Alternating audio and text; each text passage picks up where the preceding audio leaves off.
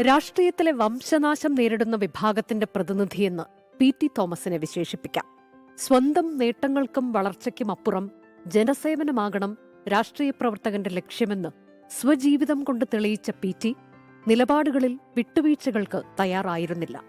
വിമർശനത്തിന്റെയും ഭയമില്ലായ്മയുടെയും സ്വരമെന്ന് കേരള രാഷ്ട്രീയം പി.ടി. തോമസിനെ അടയാളപ്പെടുത്തി. തിരഞ്ഞെടുപ്പ് അടുക്കുമ്പോൾ വച്ചു മാറാനുള്ളതായിരുന്നില്ല പി.ടിക്ക് നിലപാടുകൾ.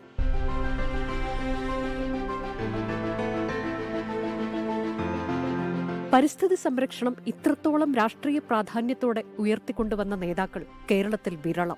പശ്ചിമഘട്ട സംരക്ഷണം മുൻനിർത്തി ഗാഡ്ഗിൽ കമ്മിറ്റി റിപ്പോർട്ട് നടപ്പാക്കണമെന്ന് വാദിച്ചപ്പോൾ ലോക്സഭാ സീറ്റ് നഷ്ടപ്പെട്ടു. എങ്കിലും പി.ടി. തന്റെ നിലപാടിൽ ഉറച്ചുനിന്നു.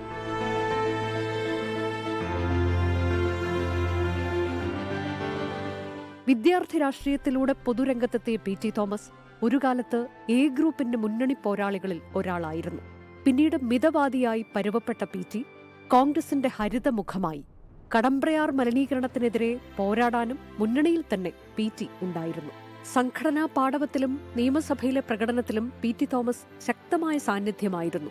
നിശ്ചയദാർഢ്യത്തിന്റെയും ആദർശ രാഷ്ട്രീയത്തിന്റെയും പ്രതീകമായിരുന്ന പി.ടി. തോമസ് അർബുദത്തിന് ചികിത്സയിലിരിക്കെയാണ് വിടവാങ്ങിയത്.